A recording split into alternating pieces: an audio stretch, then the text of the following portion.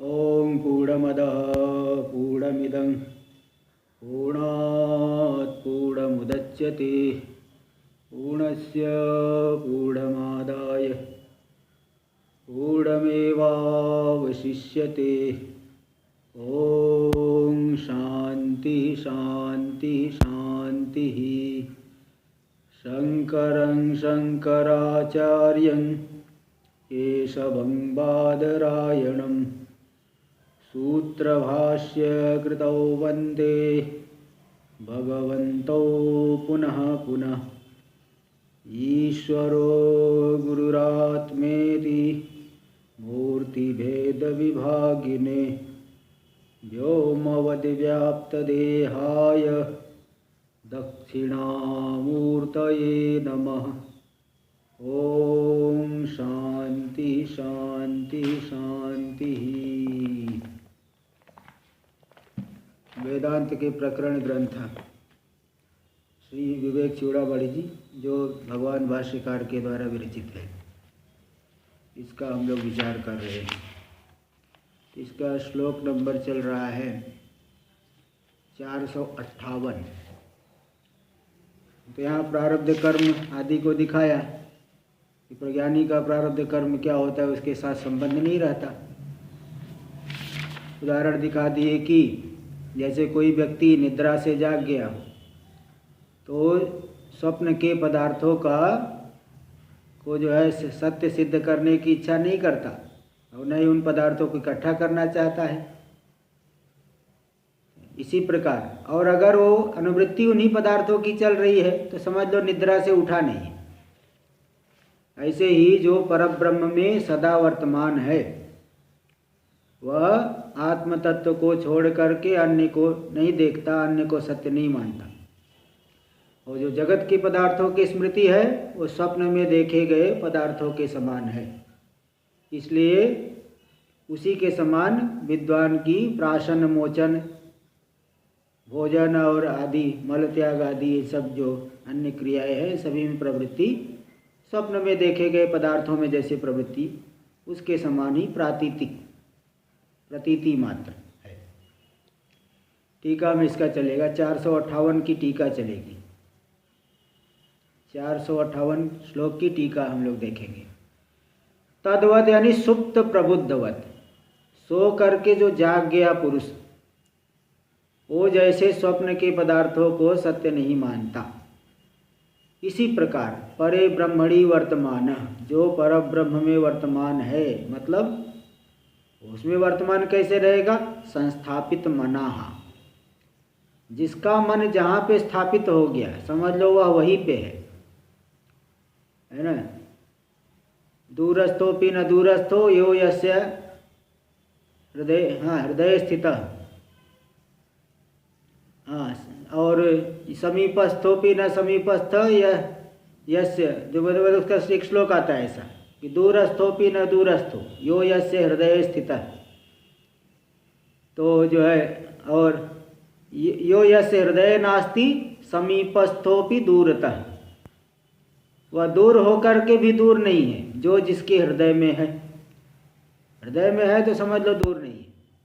और यो यस्य हृदय नास्ति, और हृदय में है ही नहीं कुछ, तो समीप में रह करके भी वह समझ लो दूर ही है। समीप में रहने पर उसके हृदय में वह नहीं है तो समझ लो दूर है। इसी प्रकार ब्रह्म में वर्तमान है, मतलब ब्रह्म में उसका मन स्थापित हो गया है। संस्थापित मनाह, संस्थापित मन वाला जो पुमान पुरुष, तो वह पुरुष सदात्मनानि अबाध्य असंग चिद रूपेण तिष्ठति, जिसका कभी बाध नहीं होता, ऐसे असंग चिद रूप, चिद रूप में उसका तादात्म्य हो जाता है, इसलिए तद रूप से ही तिष्ठति यानी वर्तमान होता है, स्थित हो जाते हैं। अन्यत न इच्छति, अन्य को नहीं देखते, मतलब अन्य से असत्वात है ही नहीं तो कहाँ से देखेंगे, है ही नहीं तो कहाँ से। यत्र नान्यत पश्यत इत्यादि श्रुते हैं। जिस ज्ञान दशा में अपने से भिन्न नहीं देखता, अपने से भिन्न नहीं सुनता, अपने से भिन्न ये सब जो है कोई नहीं, न तो श्रवण करता है न सुनता है, ये जो है श्रुति आई है। इसी प्रकार यत्र त्वस्य सर्वम आत्मैवा भूत तत् केन कम पश्येत केन कम विजानीयात्। जिस ज्ञान दशा में पूरा का पूरा प्रपंच ज्ञानी के लिए आत्मस्वरूप ही हो गया, तो बताओ किसके द्वारा, किस इंद्रिय के द्वारा किस विषय को देखेगा? ऐसी श्रुतियाँ है, इत्यादि इति श्रुतेश्च, ऐसी श्रुति होने से भी अपने से भिन्न करके किसी भी पदार्थ को ज्ञानी नहीं देखते। ये बताए, आगे देखिए। ब्रह्मविदोपि अन्नादान विसर्गादिकम कुर्वन्ति। ब्रह्म ज्ञानी भी भोजन ग्रहण और मल त्याग, जल गंगा स्नान, मंदिर, प्रणव का जाप, ये सब तो करते हैं, इसलिए वो भी तो हमारे जैसे हो गए। इति मंद शंकायाम, इस तरह से किसी मंद पुरुष की शंका, कोई अल्प बुद्धि वाला व्यक्ति शंका करेगा, उस शंका होने पर उत्तर दे रहे स्मृतिर स्वप्न विलोकितार्थे। जैसे स्वप्न में देखे पदार्थों की जैसी स्मृति होती है, स्मरण तो होता है लेकिन उसमें सत्यत्व बुद्धि नहीं होती। स्मरण होने पर भी सत्यत्व बुद्धि का अभाव है। ठीक इसी प्रकार ज्ञानी का जो बाह्य क्रियाएं है शरीर आदि की, वो बाह्य क्रियाएं बिल्कुल जो है प्रतीति मात्र। तथा विदः ज्ञानिनः, देखो प्रबुद्धस्य स्वप्न विलोकितार्थे यथा स्मृति। जो व्यक्ति जाग गया है, प्रबुद्ध हो गया है, तो स्वप्न के देखे गए पदार्थों की जैसे स्मृति होती है। स्मृति तो होती है यथा स्मृति, लेकिन न तत्र सत्यत्व बुद्धि, वह सत्य था ऐसा करके नहीं जानता। तथा विदः ज्ञानिनः प्राशन मोचन आदो। इसी प्रकार जो ज्ञानी उसके प्राशन यानी भोजन करने में, मोचन यानी मल त्याग आदि से, गंगा जल स्नान, मंदिर में जा सकते हैं, तो प्रणव जाप आदि शिष्य को उपदेश, ये सब करेंगे, लेकिन वो प्रतीति मात्र पूर्व के अभ्यास से कर लेते हैं। भाई प्रतीति हो रहे तो क्यों ऐसा करेंगे? बोले वो पूर्व के अभ्यास से जो है वो कर लेते हैं। अभ्यास से ही बहुत चीज़ें हो जाती हैं, पूर्व के संस्कार से वो कर लेते हैं। तो देखिए, इसलिए पंचदशी में आया ना प्रतीति तयोर बाधा किंतु मिथ्यात्व निश्चय। नाम रूप का बाध होना इसका मतलब ये नहीं को दिखाई ही नहीं पड़ेगा। नाम रूपात्मक जो जगत है, जगत का बाध होता है ज्ञान के बाद। बाध का क्या मतलब है? उसकी प्रतीति नहीं होना, इसको बाध नहीं कहते। किंतु मिथ्यात्व निश्चय, नाम रूप में मिथ्यात्व का निश्चय हो जाना यही बाध है। मिथ्यात्व का निश्चय हो गया तो प्रतीति भले होते रहे। जैसे स्वप्न का पदार्थ जो है देखे थे स्वप्न में प्रतीति हो रही, लेकिन जागृत में मिथ्यात्व निश्चय हो गया, फिर भी कहेंगे देखो मैंने स्वप्न में देवता का दर्शन किया। तो प्रतीति होने पर भी मिथ्यात्व निश्चय है कि वो तो ठीक नहीं था, वास्तव में नहीं था। इति पंचदश्याम, ऐसा पंचदशी में भी कहा गया है। स्वप्ने स्वात्मान व्याघ्रम मनवानोपि प्रबुद्ध। स्वप्न में अपने आप को व्याघ्र रूप से देख रहा था, व्याघ्र मान रहा था, मनवानो मान रहा था, मानता हुआ पुरुष। मानने पर भी प्रबुद्ध जब जाग गया तो न तत्सत्यत्व मनुते। स्वप्न में जो अपने को व्याघ्र रूप से देखा उसको सत्य नहीं मानता। किंतु स्मृति स्यात्, लेकिन स्मरण तो होता है, स्मृति तो होती है। ठीक वैसे ही तथा पूर्वम प्राशन मोचन आदि कर्तृ शरीरम। ज्ञान होने से पहले, पूर्व यानी ज्ञान होने से पहले, प्राशन यानी भोजन, मोचन यानी मल त्याग आदि से स्नान आदि, इनका कर्ता कौन था? शरीर। शरीर में ही करेंगे, सूक्ष्म शरीर ले लो, स्थूल शरीर ले लो, तो शरीर था। उसी शरीर को अहंतया मन्यता, मैं रूप करके माना था, इसलिए शरीर के धर्मों को अपने में देख रहे थे। लेकिन अब ऐसी बात नहीं। इदानीम स्ववास्तविक स्वरूपम दृष्टवता। अब क्या हो गया कि अपने वास्तविक स्वरूप को उन्होंने जान लिया है, इसलिए अहंतांग विना प्राशन आदि कर्तृ शरीरम प्रतीयेत। तो प्राशन यानी भोजन आदि करने वाला, भोजन आदि का कर्ता जो शरीर है उसकी प्रतीति तो होगी, लेकिन अहंता के बिना। पृथकतया अलग ही प्रतीत होगा, मिथ्या रूप से प्रतीत होगा, दिख रहा है लेकिन है नहीं, मिथ्या रूप से प्रतीत होगा।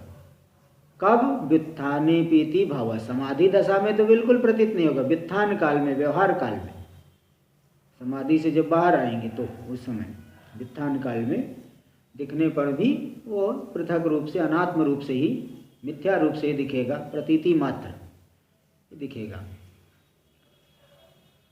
इसलिए आत्मना प्रारब्धम कर्म नास्ति। देखो, ज्ञानी की दृष्टि में प्रारब्ध नहीं है। आगे 463 श्लोक में बता रहे हैं कि क्यों ऐसी बात है। तो ज्ञानी की दृष्टि से प्रारब्ध कर्म नहीं है ना। ज्ञानियों को समझाने के लिए बताया गया। देखो, आत्मना प्रारब्धम कर्म नास्ति, आत्मा को जो आत्मरूप हो गए ज्ञानी, उनके लिए कोई प्रारब्ध कर्म नहीं है।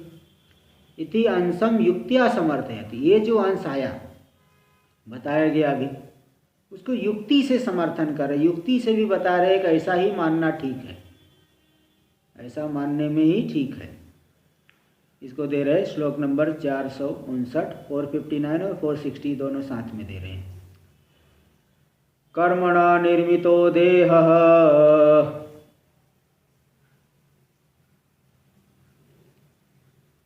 प्रारब्धं तस्य कल्प्यताम्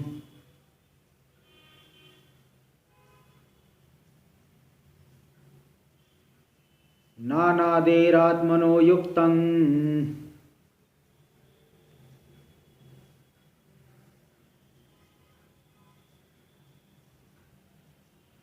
नैवात्मा कर्म निर्मितः।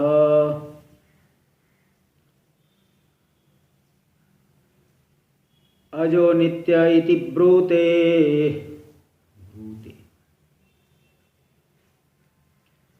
श्रुतिरेषा त्वमोघवाक्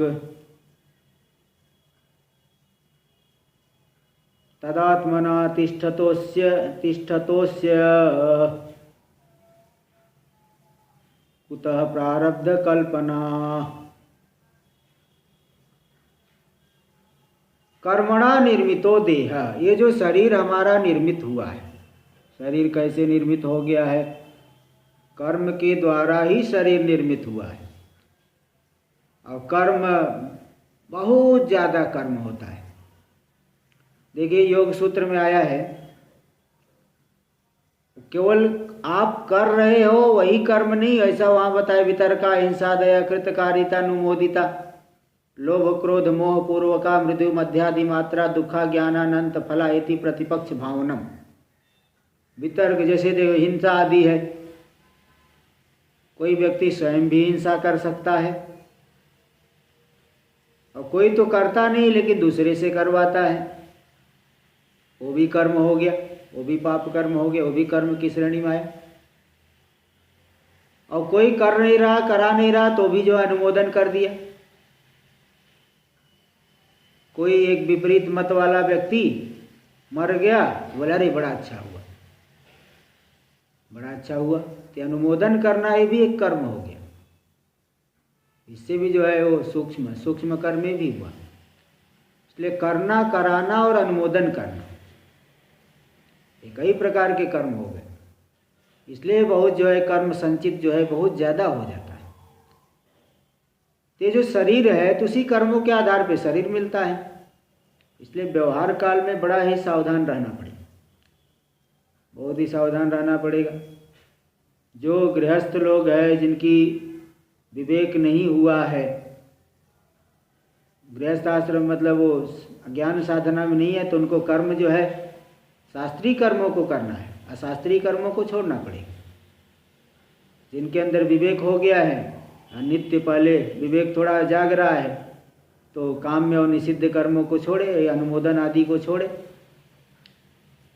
तो इस तरह से फिर और अधिक विवेक हो करके फिर विधिवत त्यागने की योग्यता आ जाएगी। तो कर्म से निर्मित देह है, ये शरीर कर्मों से निर्मित है। इसलिए प्रारब्धम तस्य कल्प्यताम, प्रारब्ध शरीर की कल्पना करो भाई, आत्मा की कल्पना क्यों करते हो? प्रारब्ध, आत्मा कोई प्रारब्ध से थोड़ी बना है। नानादेर आत्मनो युक्तम, जो अनादि आत्मा है उसका प्रारब्ध मानना युक्त नहीं है। क्यों? क्योंकि नैवात्मा कर्म निर्मित। आत्मा कोई कर्म से बना है क्या? अनादिकाल से है। इसलिए ज्ञानी, एक मिनट, तो अनादिकाल से आत्मा है, वो कर्म निर्मित नहीं है उसको, इसलिए आत्मा का प्रारब्ध मानना किसी भी दृष्टिकोण से युक्ति संगत नहीं है। पहला श्लोक हुआ। दूसरा श्लोक भी देख लीजिए। और आत्मा अनादिकाल से कैसे मालूम पड़ा? अजो नित्य इति ब्रूते श्रुति रेसा अमोघवाक्। कठोपनिषद में अजो नित्य शाश्वतो यम पुराणो न हन्यते हन्यमाने शरीरे। गीता भगवत गीता में भी ऐसे इसी प्रकार का श्लोक आया है। आत्मा अजन्मा है, नित्य है, शाश्वत है, पुराण है। तो इस तरह से वहाँ पे अमोघ वाक जो श्रुति, जिसकी वाणी जो है अमोघ है, कभी बाधित नहीं होती, कभी व्यर्थ मिथ्या नहीं सिद्ध होती, ऐसी अमोघ वाणी वाली श्रुति देखो कह रही आत्मा का स्वरूप, आत्मा नित्य है। इसलिए तदात्मना तिष्ठतो अस्य, उस आत्म रूप से ही जो स्थित हो गए ज्ञानी, उन ज्ञानी के लिए कुतः प्रारब्ध कल्पना, प्रारब्ध की कल्पना कहाँ से होगी ये बताओ। तो जिसकी आत्मदृष्टि, आत्मा में दृष्टि केंद्रित हो गई, उसकी दृष्टि से, ज्ञानी की दृष्टि से प्रारब्ध नहीं है, प्रारब्ध अज्ञानी की दृष्टि से है। टीका में देखिए बता रहे हैं, आत्मनो अनादित्वे प्रमाणम, आत्मा अनादिकाल से, इसमें क्या प्रमाण है? अजो नित्य इति, अजो नित्य जो श्रुति है, जो व्यर्थ नहीं है, मिथ्या नहीं बोलती, अमोघ वाणी वाली श्रुति ये बोल रही है कि अज है, नित्य है। क्या है पूरी श्रुति? पूरी क्या आधार दिए है? अजो नित्य शाश्वतो यम पुराणो न हन्यते हन्यमाने शरीरे। पूरा मंत्र है, हंता चेत मन्यते हंतुम, हतश्चेत मन्यते हतम, उभौ तौ न विजानीतो नायम हंति न हन्यते, न जायते म्रियते वा विपश्चित नायम कुतश्चित न बभूव कश्चित। हाँ, ये पूरा है। न जायते म्रियते वा विपश्चित नायम कुतश्चित न बभूव कश्चित, अजो नित्य शाश्वतो यम पुराणो न हन्यते हन्यमाने शरीरे। यह जो विपश्चित यानी ज्ञान स्वरूप आत्मा, न तो उत्पन्न होता है न मरता है, नायम कुतश्चित न बभूव कश्चित, न तो किसी हेतु, इसका कोई हेतु भी नहीं, किसी हेतु से उत्पन्न हुआ हो, कोई ऐसा पैदा हुआ, ऐसी कोई आत्मा नहीं। आत्मा जो है पैदा नहीं होता। तो अजो नित्य शाश्वतो यम पुराण, अज है, नित्य है, शाश्वत, शाश्वत यानी कोई अपक्षय नहीं है, पुराण, पुराण है, पूरा भी नव एवं, एकदम जो है सबसे प्राचीन है और सबसे नवीन है। तो ऐसी जो आत्मा है, न हन्यते हन्यमाने शरीरे। अच्छा,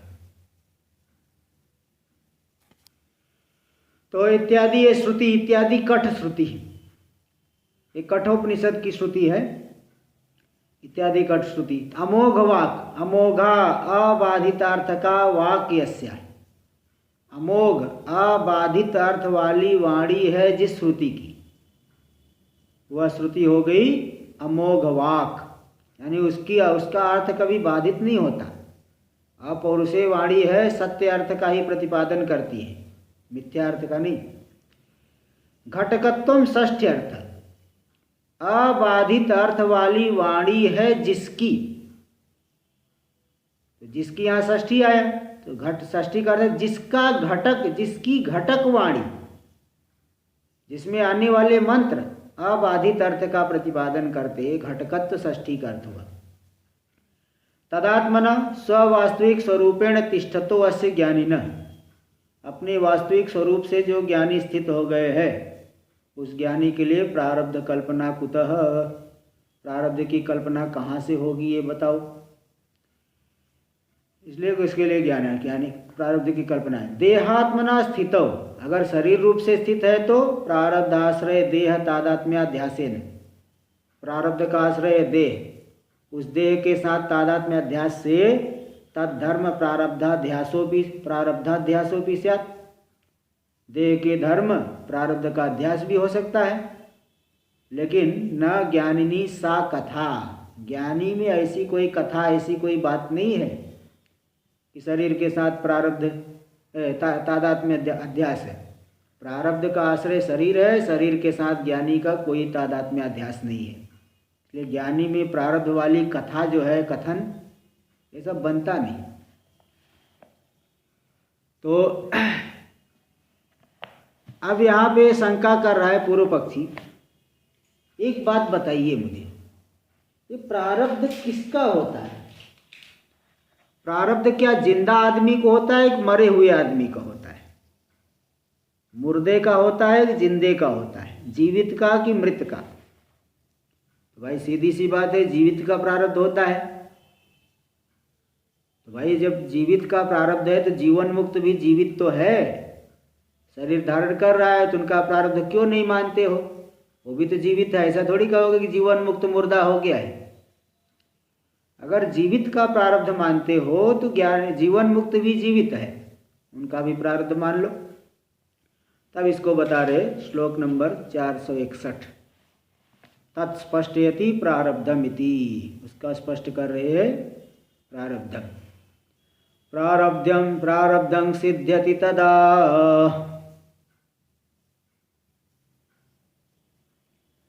यदा देहात्मना स्थितिः देहात्म भावो नैवेष्टः प्रारब्धं त्यज्यता मतः शरीरस्यापि प्रारब्धः कल्पना भ्रांतिरेव हि। प्रारब्धम सिद्ध्यति तदा यदा देहात्मना स्थिति। प्रारब्ध तत्व ज्ञानी का, जीवन मुक्त का तब सिद्ध हो जब वह देह रूप से स्थित हो, देह में मय भाव करके तादात्म्य करके स्थित हो, तब प्रारब्ध की सिद्धि हो सकती है।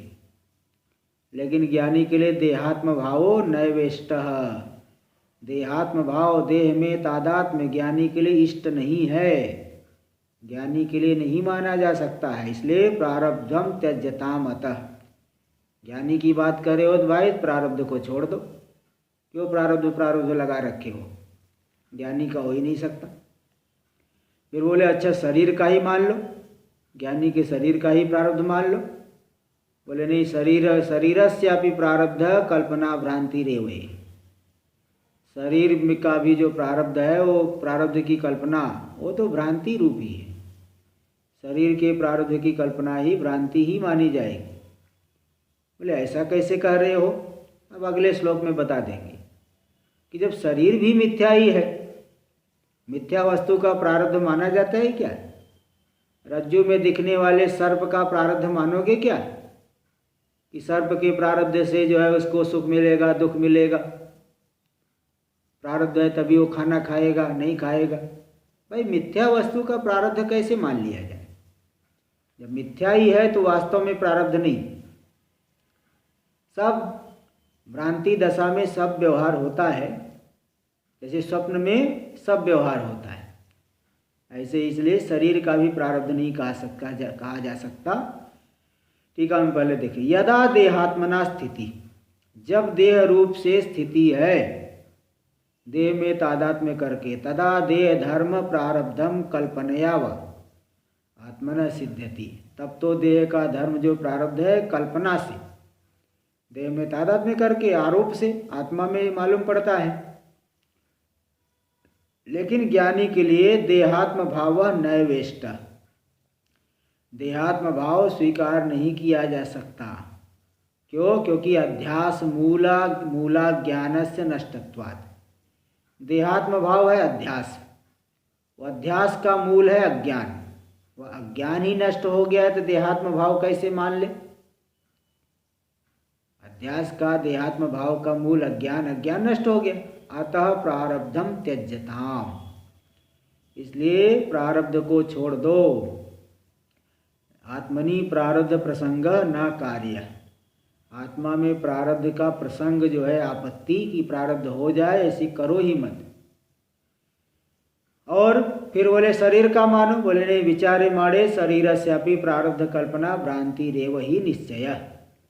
विचार करने पर शरीर के भी प्रारब्ध की कल्पना भ्रांति ही है, ये निश्चय होता है। भाई जितना जितना विचार करोगे उतनी ही गहराई में जाते हैं। विचार कम करो तो उतनी गहराई में नहीं पहुंच पाता व्यक्ति, अधिक विचार करने से गहराई में पहुंचता है। देखिए तदुपपादयति, इसी बात का उपपादन करे अध्यस्तस्य। श्लोक नंबर 462। अध्यस्तस्य कुतः सत्वं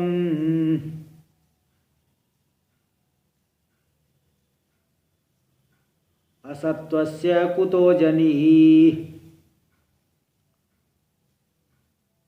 अजातस्य कुतो नाशः प्रारब्धम असतः कुतः। अध्यस्तस्य कुतः सत्वम, जो अध्यस्त वस्तु है, आरोपित है, आरोपित की सत्ता कहाँ से होगी ये बताओ। आरोपित सर्प की अपनी सत्ता रहती है क्या? शरीर आदि भी आरोपित है, इसलिए उसकी सत्ता नहीं मान सकते। और असत्व से कुतो जनी, अब जिसकी सत्ता ही नहीं है तो उसकी उत्पत्ति कहाँ से मान ले बताओ। जनी यानी उत्पत्ति, उसकी उत्पत्ति कैसे मान ले। और जो पैदा ही नहीं हुआ है तो उसका नाश कैसे माने। अजात से कुतो नाश, जब पैदा ही नहीं हुआ वो कहाँ से नाश मान लिया जाए। प्रारब्धम असतः कुतः, प्रारब्ध असत, असत पदार्थ का प्रारब्ध, मिथ्या पदार्थ का प्रारब्ध कैसे मान लिया जाए बताओ, जरा कोई युक्ति दे दो। अब कोई सोचेगा कि जो है ये सब तो, ये तो कैसी बातें, उटपटांग बातें बता रहे, भांग खा के बोल रहे क्या कि वो जो शरीर पैदा ही नहीं हुआ है। बताओ, शरीर पैदा हुआ है, शरीर को पैदा करने वाले माता पिता, उनका हम लोग जो है कितना पूजन करते हैं, सम्मान करते हैं कि देखो हमारे माता है, हमारे पिता, हमारी माता हमारे पिता। ये तो बिल्कुल एकदम जो है ऐसे झटक दे रहे हो कि पूछो मत। तो देखिए भाई, इसका समाधान यही है कि जितना दृढ़ तादात्म्य होगा आपका पदार्थों में, उतना अधिक सत्य मालूम पड़ेगा। संसार में बहुत से लोग ऐसे जो बिल्कुल नास्तिक हैं, उनका भी जीवन चल रहा है, उनका कोई अध्यात्म से सरोकार नहीं, कोई संबंध नहीं, कोई मतलब ही नहीं। तो वही पैदा हुए, खा पी के मरेंगे और क्या कहा जाए, क्या होगा। जियो मरो, मच्छर इत्यादि योनि मिलेगी। तो इसलिए जो है ज़्यादा तादाद में होने से व्यक्ति कुछ मानता नहीं, शरीर आदि को से अतिरिक्त कुछ नहीं मानता। लेकिन जब ये विचार करने से तादाद में हटता है, जैसे यहाँ पे आप सुनते हो कि हम जागृत अवस्था में, स्वप्नावस्था में, सुषुप्ति अवस्था में है, ये शरीर कहाँ तीनों काल में है। तीनों काल में नहीं है तो सत्य कैसे माना जाए। तो ये जो है, अब व्यवहारिक पदार्थ मान लो, व्यवहार भी जो है, व्यवहार करते करते भी दृढ़ हुआ है। व्यवहार जैसे ही उसमें आस्था छोड़ दो तो ये भी कुछ नहीं मालूम पड़ेगा। स्वप्न काल में स्वप्न के पदार्थ सत्य मालूम पड़ते हैं, जागृत में आ गए तो जागृत के सत्य मालूम पड़ रहे हैं।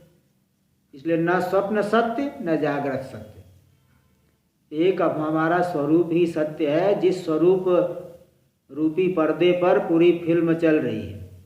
ये पूरा संसार जो है दिख रहा है उसी अधिष्ठान पर, अधिष्ठान को ही सत्य मान।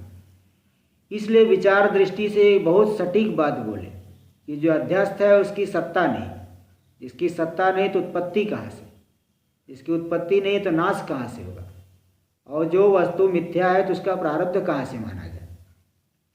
टीका में देखिए, असत्वस्य न विद्य, हाँ असत्वस्य, असत्व किसे कहते, न विद्यते सत्वम यस्य तत् असत्वम, जिसकी सत्ता न हो गया असत, असत पदार्थ। उस असत्व की जो है, तस्य असतः, असत्व यानी असत, तस्य असतः कुतः सत्वम, असत पदार्थ की सत्ता कहाँ से होगी। असत्व का अर्थ असत ले लेना, मिथ्या पदार्थ की सत्ता कहाँ, अध्यस्त की सत्ता कहाँ से, और जो सत्ता रहित है तो उसकी उत्पत्ति कहाँ से। तो जनी यानी उत्पत्ति, कुतः कहाँ से उत्पत्ति होगी बताओ? मतलब नास्ति इत्यर्थ, हो ही नहीं सकती, है ही नहीं। और जो पैदा ही हुआ नहीं हुआ है तो उसका नाश कहाँ से होगा? अजातस्य नाशः कुतः, अजात का नाश कहाँ से होगा? सोपी न, वह भी नहीं है, पैदा ही नहीं तो नाश कहाँ से होगा? उत्पत्ति अर्थम प्रारब्ध स्वीकार, उत्पत्ति के लिए प्रारब्ध स्वीकार किए, उत्पत्ति के लिए प्रारब्ध स्वीकार किए तो उत्पत्ति नहीं तो प्रारब्ध कहाँ से? नो चेत लोक सिद्धम देव तिर्यक मनुष्यादि वैषम्यम दुरुपवादम इति, उत्पत्ति के लिए प्रारब्ध माने हैं। अगर नहीं मानेंगे तो लोक सिद्ध जो है देवता, कोई देवता हो गया, कोई तिर्यक, तिर्यक योनि सांप आदि योनि जो टेढ़े मेढ़े चलते हैं, मनुष्य आदि पशु पक्षी ये सब भी तिर्यक योनि में है, मनुष्य आदि इनमें वैषम्यम दुरुपवादम इति, वैषम्य नहीं दिखा पाओगे, इसलिए उत्पत्ति के लिए प्रारब्ध माने। तो इति, तो ब्रह्म व्यतिरिक्तस्य सर्वस्य मिथ्यात्वं यदा अवसितम् तदा सुक्ति रजतादिवत् केवला ज्ञानता प्रतिभासमानस्य न कर्म निमित्तकत्वम्। इसलिए यहाँ बता रहे देखिए वास्तव में तो ब्रह्म से व्यतिरिक्त जो सभी पदार्थ है मिथ्या ही है। जब ऐसा अवसित यानी निश्चित हो गया, अवसितम निश्चितम, तदा सुक्ति रजतादिवत् केवला ज्ञानता प्रतिभासमानस्य, तब तो सुक्ति रजतादि के समान केवल अज्ञान से जब प्रतिभासमान हो रहा है तो न कर्म निमित्तत्व, कर्म निमित्तक नहीं कह सकते। तो इसलिए जो देवता जो भेद है ना, वो भेद भी सिद्ध नहीं, मिथ्या में क्या भेद करोगे? ये तो जिसको दृढ़ तादात्म्य है तो उसके लिए भेद मालूम पड़ेगा। एक ही आत्मा में कितना भेद मालूम पड़ रहा है, कैसे तादात्म्य से मालूम पड़ रहा है। इसलिए जब मिथ्या ही है तो उसमें भेद कहाँ से? इसलिए व्यावहारिक सत्ता को जो है समझाने के लिए सब कल्पना की गई है।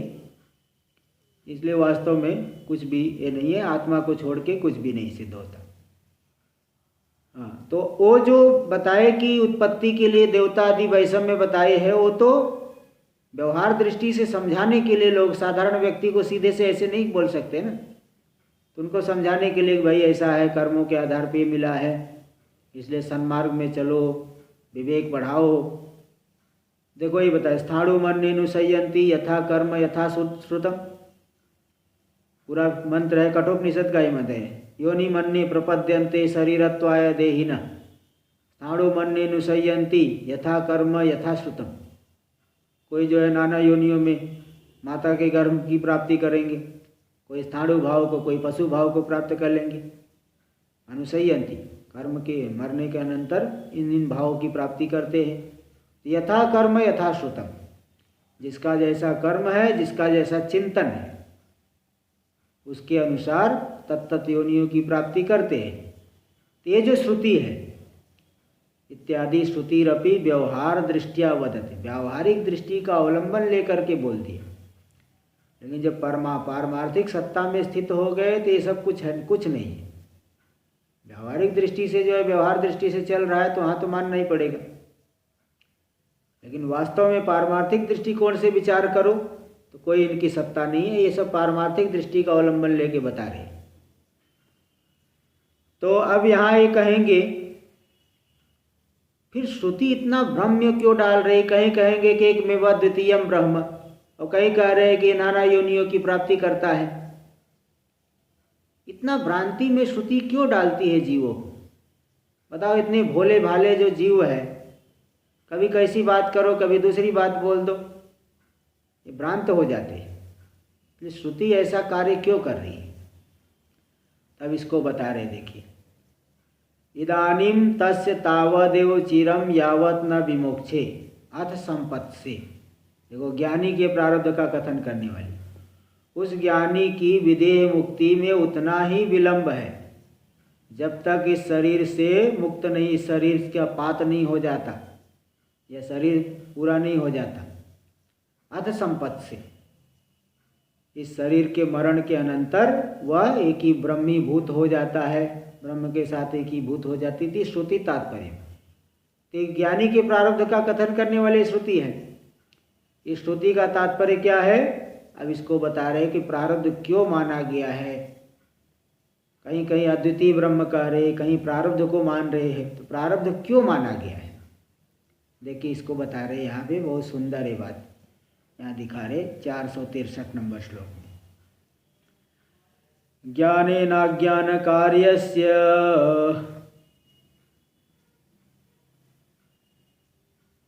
समूलस्य लयो यदि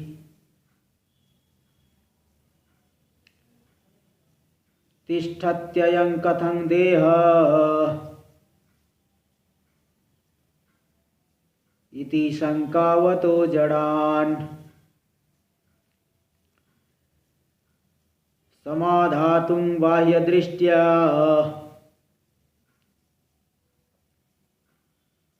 प्रारब्धं वदति श्रुतिः।